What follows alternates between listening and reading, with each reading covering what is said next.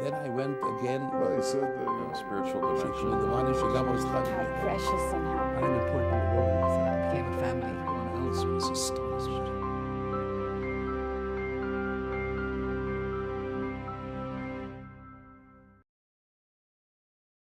Rabbi Mordechai Gutnick serves as rabbi of Elwood Talmud Torah Hebrew Congregation in Melbourne, Australia, and is a senior member of the Melbourne Beth Din.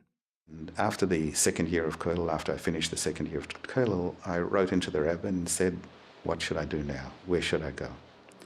Well, after a series of backwards and forwards of letters, eventually the Rebbe told me that I should return to Australia and I should look for Rabbanis. I should go into Rabbanis. And I told the Rebbe that, the Rebbe's given me this shlichus to become a Rav. Really, my learning, my being, my abilities, and so on, I don't know whether I'm really that suited to be able to fill the position in the manner that Rebbe would like us to. So the Rebbe said at the time, Sus harabim mesiyaitam. The sus of working for the community will stand you in good stead and will help you to become successful. So I took that as a strong bracha, and it's something that stood me in good stead ever since then. And I went to the Rebbe Zalman Shimon Dvorkin, who was the rabbi here in New York at the time, the Rabbi of Lubavitch. And with the Haskama of the Rebbe, I asked him for shimush, that I should get some sort of training in Rabbanis from him, which he did very, very nicely. I also did some shimush also in Montreal with Rabbi Handel. And I prepared for the next 6 months, I prepared to take up this position that the Rebbe had given me, and had given me such a strong and good bracha for. During that time, we had the ability to be able to help out here while we were in New York. We were able to help out with Tzach, who used to have different programs of different people coming in for the weekends. And we had 2 young girls who were staying with us. They were sent to us for that Shabbos to look after. They had come in with a group that had come from, I don't know, from South Carolina somewhere, to spend a weekend with Lubavitch. And these 2 girls sat at our table, at our Shabbos table, and we used the opportunity. They hadn't seen anything really of Yiddishkeit before, and we had the opportunity to talk to them about kashrus, about Shabbos. And came to the end of the meal, and my wife presented on the table, she put down parava ice cream.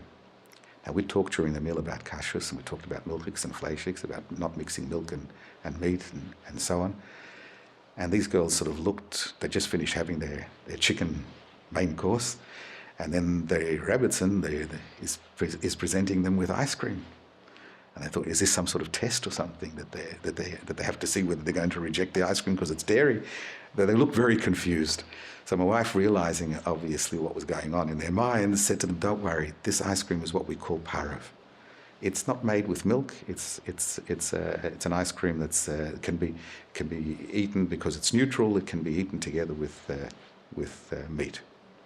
No milk, no dairy in it at all. So they ate it and they enjoyed it. They went back home, and a few weeks later on, we got a letter from them. Obviously their teacher had told them, whoever had brought them to New York had told them they should write and thank their hosts for where they were in Crown Heights. And they wrote a beautiful letter saying how lovely it had been in Crown Heights, and how they saw for the first time, they'd seen another aspect of Yiddishkeit which seemed so beautiful and so authentic. And they wrote about the Rebbe, that they had attended a Farbrengen with the Rebbe, and how holy he was and how holy he looked and so on. And they really thanked us for helping us to make that weekend such a spiritually uplifting weekend. And then at the bottom, they signed their names, and at the bottom, one of the girls wrote, P.S., she says, I told my mother about the non-dairy ice cream, and she was very intrigued. Could you please send us the recipe? I took that letter, and I thought, people usually write things into the Rebbe, questions, serious problems. I wanted to give the Rebbe a bit of nachas. These girls came, they enjoyed themselves and so on. And I took that letter and I sent it in with a covering note. I sent it in to the Rebbe. And I thought that was it. I didn't ask any questions or anything.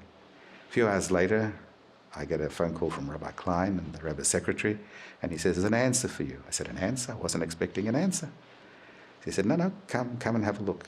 The Rebbe had sent out the letter that I had sent in, the girl's letter, and he wrote on it, Tach al absuras tevis, thank you for the good news that what you sent this in to say how these girls enjoy themselves.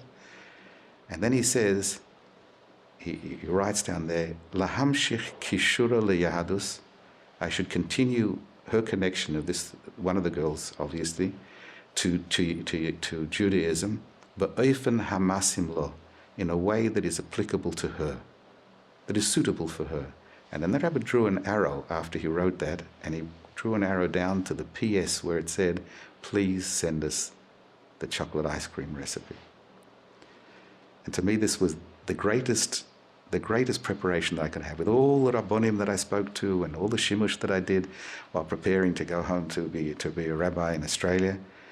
The greatest piece of advice that I received was how the Rebbe, at that time it was a busy time for the Rebbe. The Rebbe had yechidus with people from all over the world, Rabbonim, dignitaries and so on.